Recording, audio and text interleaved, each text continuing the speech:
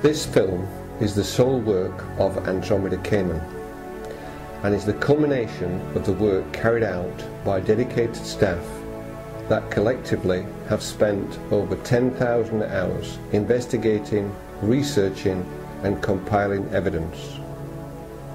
The work has involved extensive travelling and has included many visits to the National Archives in London, the London School of Economics, Nottinghamshire Archives, Land Registry Archives at Wakefield and Beverley, and numerous churches and graveyards throughout the UK.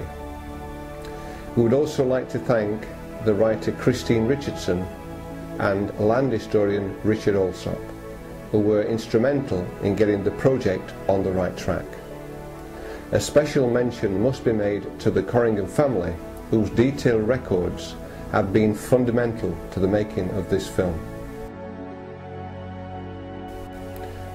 Our story begins on a fateful day in the autumn of 2002, when we were introduced to a potential development opportunity in a small, picturesque village in Nottinghamshire called Misterton.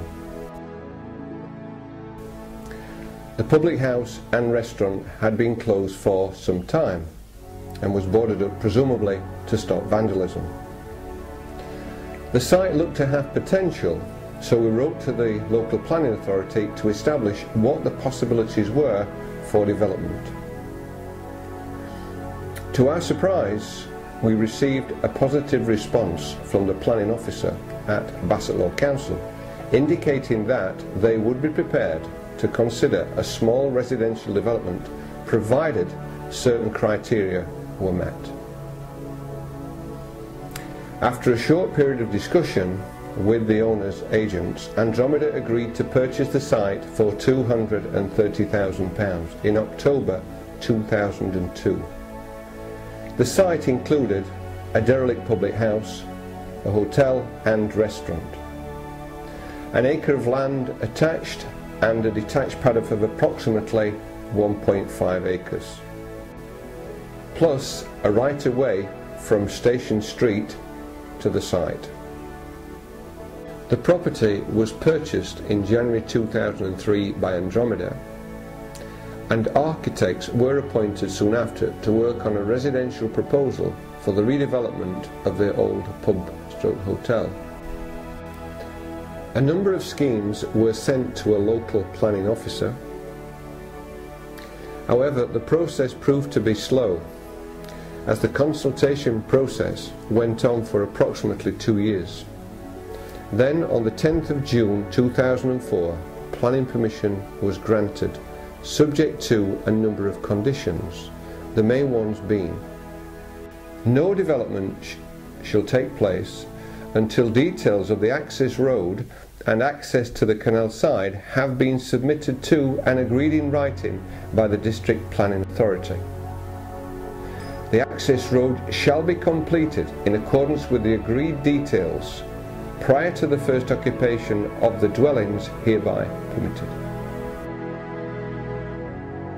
Our amended final proposal was for 12 dwellings, 10 three-bedroom cottages, 1 two-bedroom ground floor apartment and 1 three-bedroomed penthouse apartment. At this point we proceeded to market the properties, produced a website, a brochure and appointed an agent. In July 2004, the properties were valued by our agent, and from our detailed cost and profit forecast, it showed that Andromeda should have a return of approximately £1 million. The site would be completed within 24 months. Let us examine the position as at July 2004. We had negotiated and purchased the site free from debt. We had planning approval. We had met all conditions required by the planners. We had all properties on the market. All we had to do was to complete the build and walk away with a successful development from purchase to completion in just under 3 years.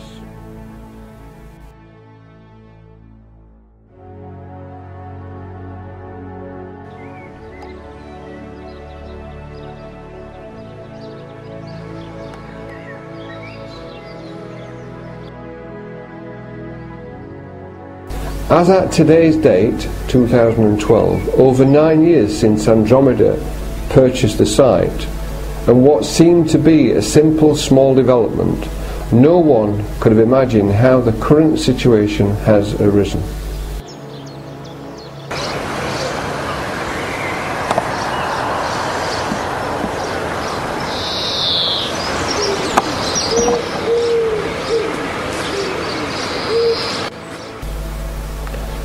The question must be, how can a simple development go so badly wrong, to leave a development in this state 10 years on?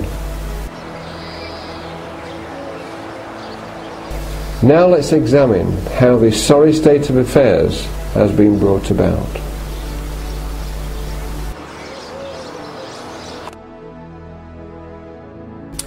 As at 2012, the site at the Packet Inn can best be described as a shambles, and which we have absolutely no doubt has been brought about by the continued negligence of the Misterton Parish Council since 1960. The Misterton Parish Council have somehow confused their role as overseers of the poor, a role which dates back to 1847, with the role of the Parish Council, which in our opinion is where the problem started. Acting as trustees of the overseers of the poor, sold the almshouses and gardens to Mrs. Thornhill in 1961. By virtue of the fact that they had the deeds for the properties to be sold, must have known at that point that Misterton Parish Council did not own the land, which they later claimed as common land in 1967. On the 10th of January 1968, Misterton Parish Council made a common land application to register a piece of land which was referred to as the Canal Bank, even with the firm knowledge that it was not their land to register. By reference to the Council's own minutes, it is abundantly clear that their intentions are not in harmony with the facts. By reference to an extract from Council minutes dated 11th of April 1967, I quote, "The enclosures award has no plan attached, but no land was allotted to the parish in that award, except some land for the relief of the poor and places for getting gravel for the roads, neither of which are considered common land within the meaning of the Act." In total contradiction of the information received, it was decided that land near the Packet Inn, which was used for keeping stones for repairing the roads in years gone by, would be registered as common land. The advice was ignored, and the fuse was lit for a bomb to go off at some future point in time. The decision by the Misterton Parish Council to continue with the registration begs belief. In spite of exhaustive searches carried out by Notts County Council on the instructions of Misterton Parish Council, no deeds have ever been found. And that situation is where the Misterton Parish Council sits as at 2012. The reason is simple. The Misterton Parish Council never owned the land, therefore there could never be any deeds.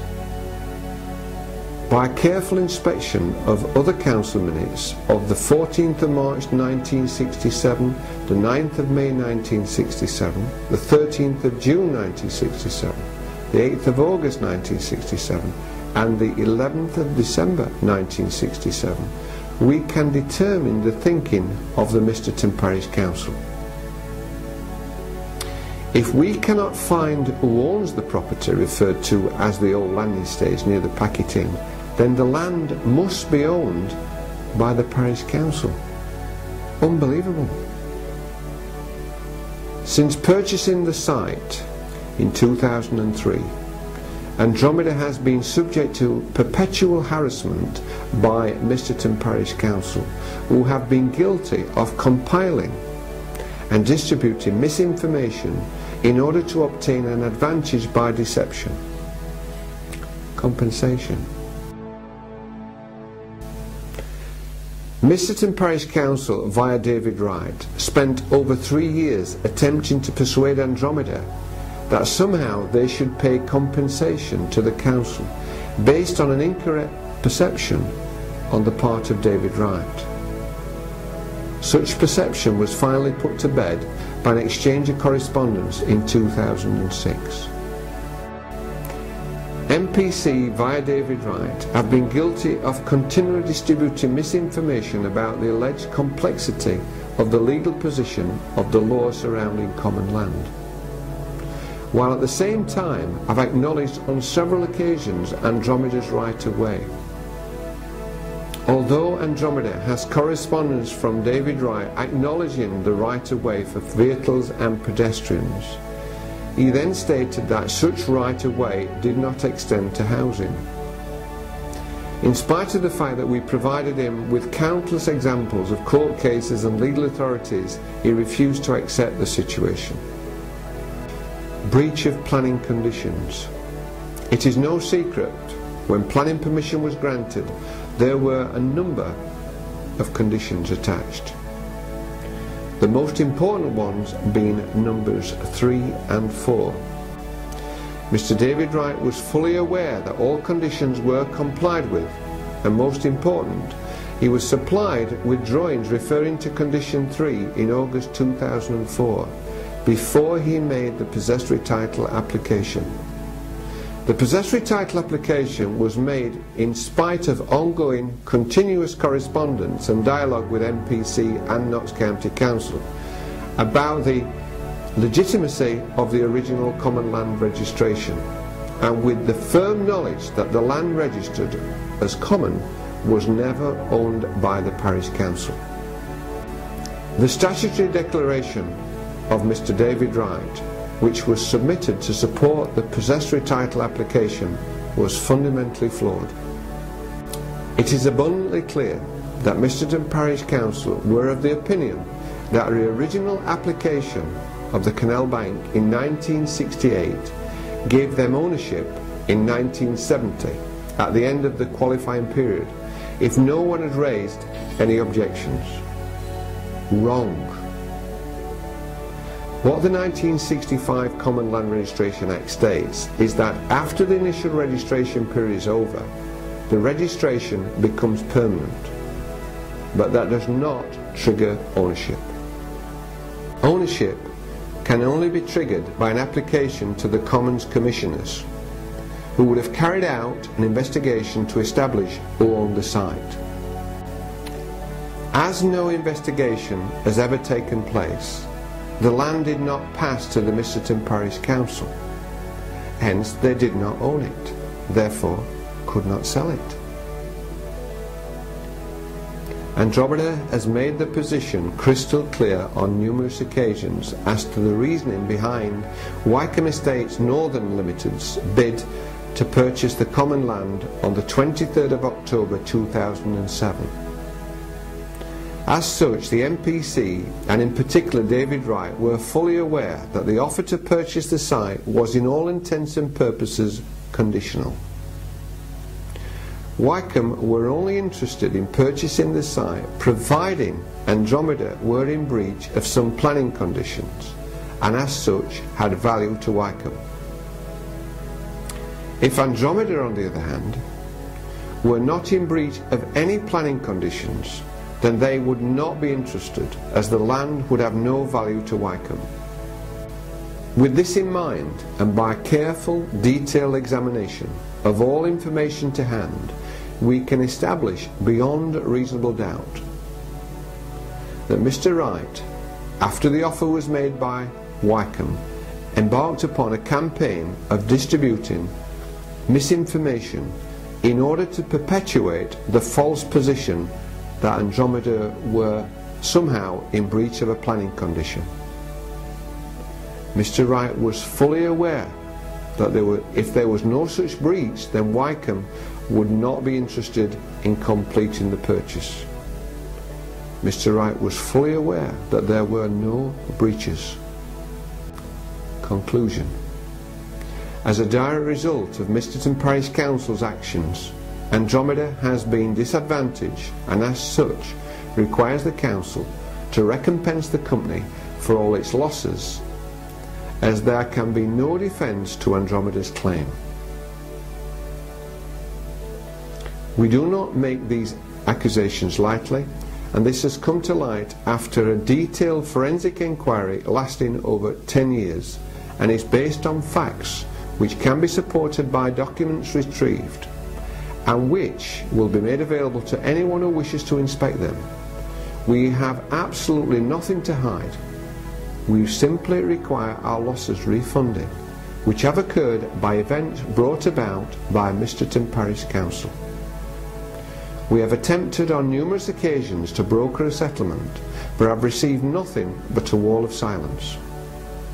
And therefore it now seems inevitable that legal action will follow and further costs will automatically be added to the millions which are already outstanding. Common sense is not common. The investigation, despite the fact that no one was prepared to listen to Andromeda's point of view, we took the view that we had to resolve the right-of-way issue once and for all.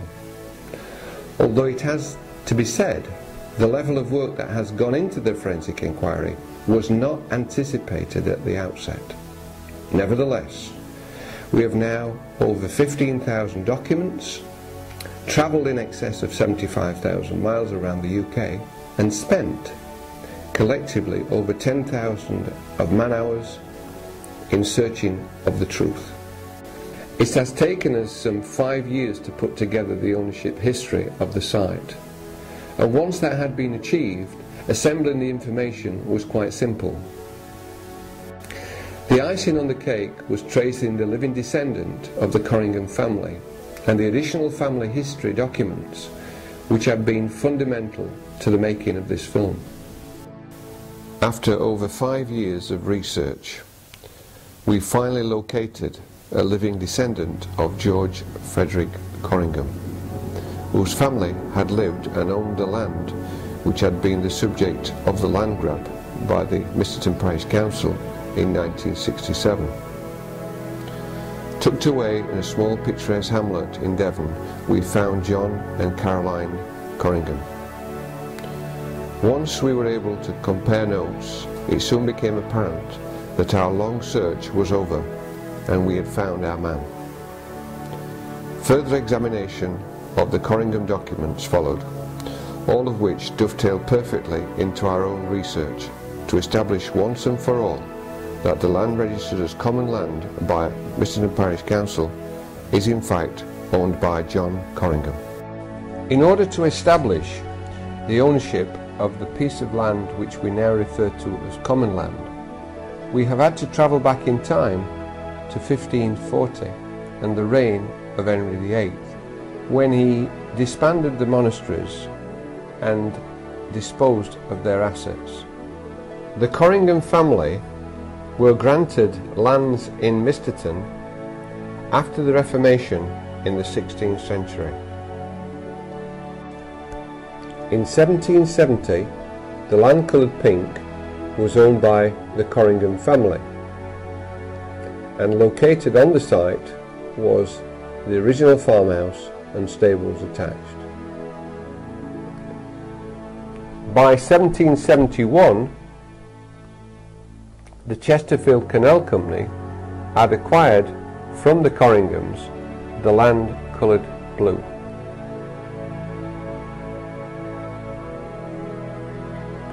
By 1777, the Chesterfield Canal was completed and open for trading soon after.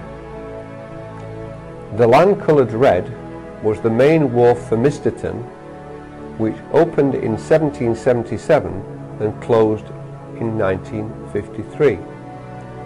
The wharf was in service for 176 years. The definition of a wharf is a structure on a canal where barges may dock, load and unload cargo or passengers. The wharf at the Packet Inn was the main hub where goods required for the people of Misterton would arrive, be offloaded, awaiting distribution. A crane was located adjacent to the wharf to assist the offloading process. Goods landed would include coal, stone, timber, building materials and many food products, like grain, which was stored in the adjacent barn. The wharf was also the passenger terminal for the packet boats, which provided a regular service to Retford and other towns nearby. The wharf would have been a hive of activity, as barges queued to be offloaded, packet boats came and went with people travelling to various places along the canal system. The wharf was opened immediately after its completion in 1777 and finished in 1955. By 1808, we can establish that a new house had been built adjacent to the farmhouse and had 5 rooms on the ground floor and 4 bedrooms above.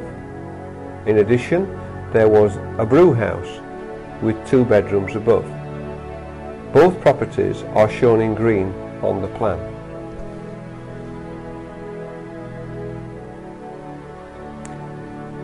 By 1828, by reference to the Doncaster, Nottingham and Lincoln Gazette, the property referred to as the Packet Inn is for sale by the owner, Mr. William Carter. Included in the sale are the original farmhouse and stables, the house with 5 ground floor rooms and 4 bedrooms, a brew house and a newly built club room which holds up to 300 guests, shown orange on the plan. By 1835, we then refer to the Great Northern Railway Book of Reference, which identifies the landowners as follows. 53 is owned by Robert Corringham and is described as a field. 54 is owned by William Carter and is described as the original farmhouse and stables, house, 5 ground floor rooms and 4 bedrooms, a brew house and a club room. 55 is the Chesterfield Canal Company, i.e. a piece of land and canal. By 1837, and further reference to the Great Northern Railway, ownership was exactly the same as 1835. The only difference being that Robert Corringham gave land coloured purple marked H and G to provide houses and gardens for the poor of Misterton under the control of the overseers of the poor. By 1841, Mr. Robert Corringham has built an additional house and close on his own land marked 33. By 1844, and by reference to the direct Northern Railway, we can establish that there is no change in ownerships. By 1862, and by referring to the Great Northern Railway book, a number of changes have occurred since 1844. Firstly, after the death of Robert Corringham in 1851, his land passed to his sons Robert Ward and George Frederick. In addition, the house and close have been demolished. The Packet Inn has changed ownership to a William Clifton. In 1866, the Great Northern Railway purchased part of the Corringham's field, shown as GNR on the plan. All other ownerships as per 1862. In 1867, the Great Northern Railway purchased the Packet Inn from Mr. William Clifton. All other land ownerships as per 1862. By 1892, the Great Northern Railway were preparing to sell off surplus land. By 1893, the Great Northern Railway sold land and buildings on the 10th of October 1893 in 2 lots. Lot 1 was the original farmhouse and stables, the house with 5 ground floor rooms and 4 bedrooms, a brew house and a club room. The field purchased from the Corringhams in 1866 less the area of land coloured green which they retained for the railway purposes.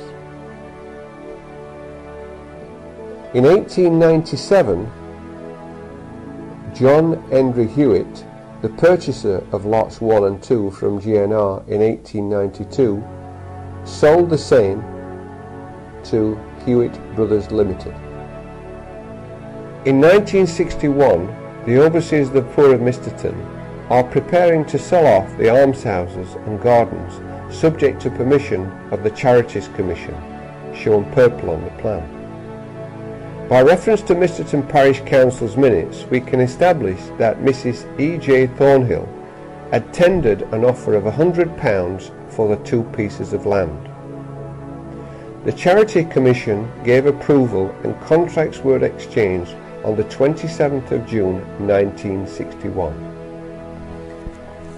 We can also establish that the rights of way to the almshouses and gardens is governed by a deed dated the 5th of March 1901 between the official custodian of charities and the trustees of the poorhouses. In 1963, Mrs. Thornhill, who had purchased the almshouse and gardens, split the existing house, known as the Haven, into 2 properties. The front property remained as the Haven, and the rear was then known as the Croft. The land adjacent to the existing house was then split into 2 pieces to provide additional gardens for each house, as indicated with dotted line. The Crofts' access to Station Road is by way of passage across land acquired as garden, and secondly by way of land marked 28 in the ownership of the Corringhams, as indicated with a red line. Throughout 1967, Misterton Parish Council were debating whether to register 4 pieces of land which in their opinion appeared to be common land, one of which was described as the old landing stage near the Packet Inn, shown as grey on the plan. This is referred to in council minutes on the 14th of March 67, 11th of April 67, 9th of May 67, 18th of June 67 and the 8th of August 67.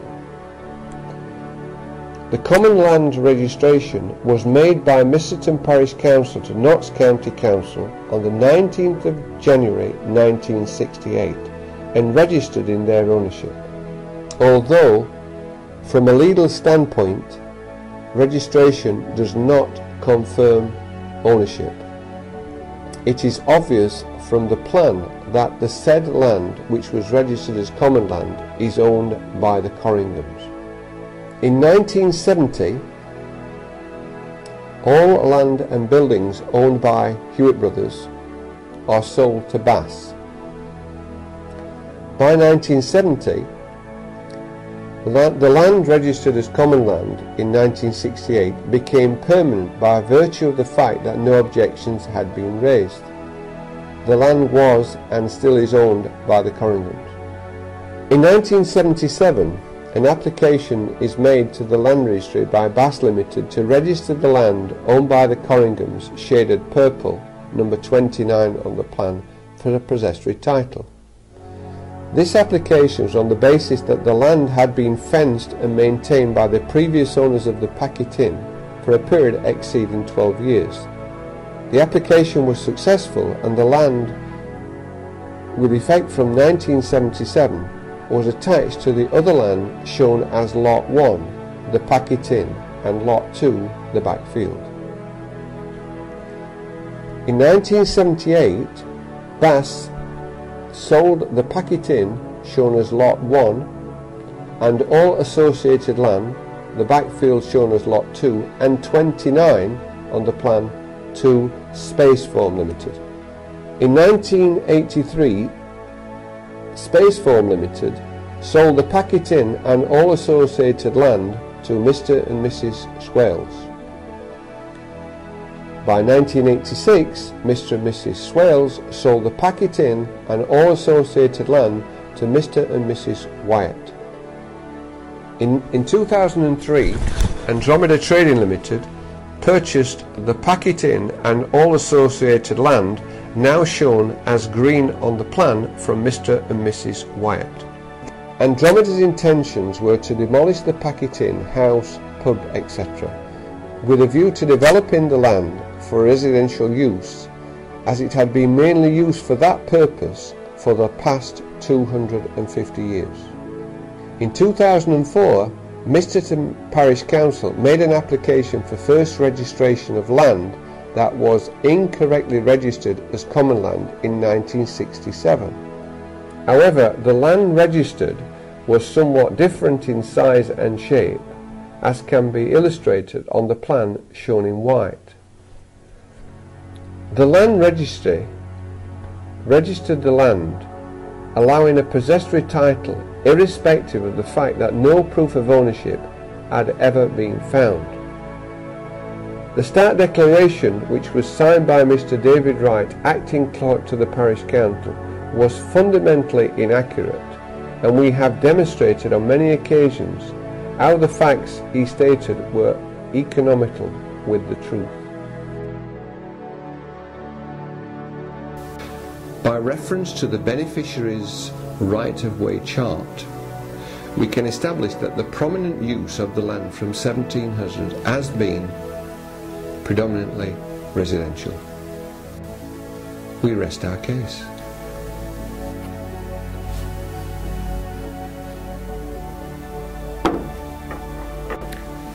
The forensic investigation which has been carried out has left no stone unturned and has generated thousands of documents, all of which are individually referenced and easily located if and when required. In contrast, MPC have never produced a scrap of evidence since 1968 to support their theory,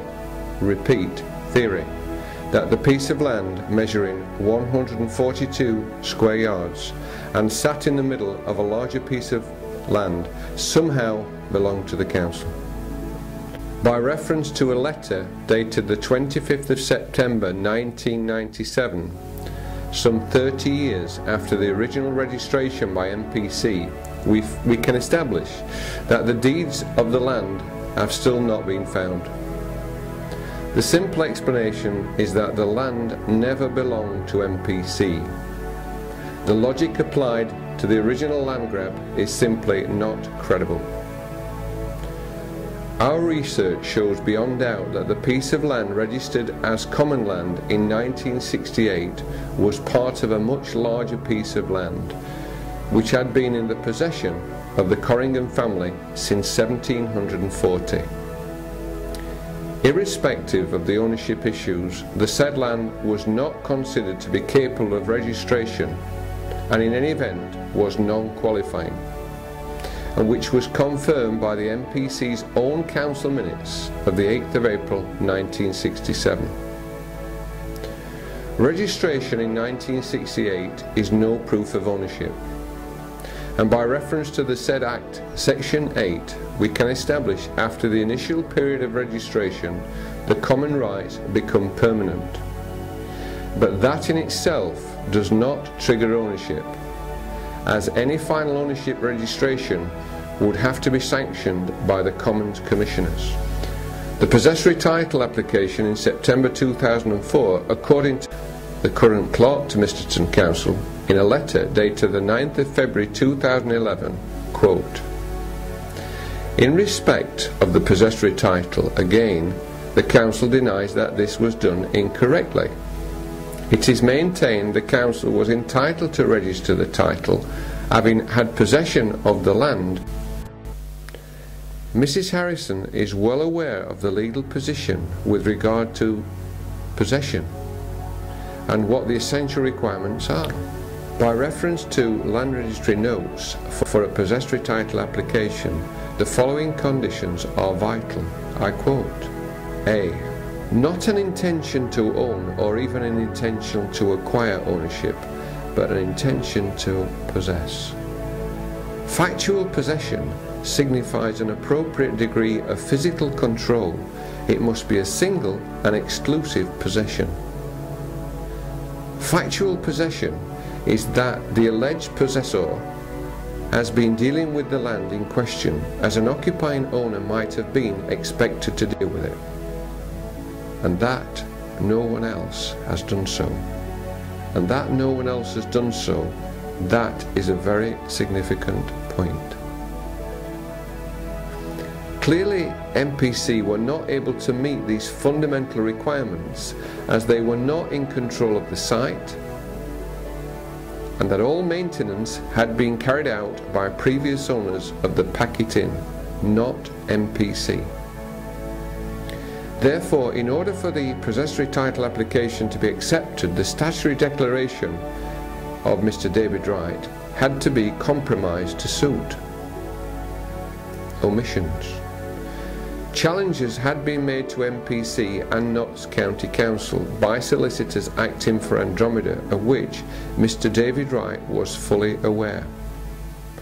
The land registered included land owned by British Waterways, a fact that was well known to Mr. Wright and was acknowledged by himself in correspondence. The land was a right-of-way to numerous parties to provide access to their properties. It was also a tarmac car park for visitors to the canal. Factual inaccuracies of the Stat Declaration. Point 4.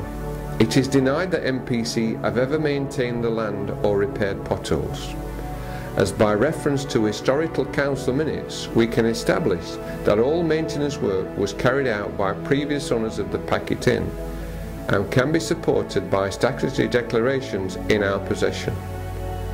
The picnic tables were never on the land coloured green, the common land, and we have photographic evidence that supports that fact. Point 5. It is denied that parishioners have ever used the green land, common land, as a picnic area, and that picnic tables were never located on the said land. The green land has always been a public car park. The ball is in the parish council's court, and it is up to them to open negotiations with Andromeda. Failure to do so will inevitably lead to court action.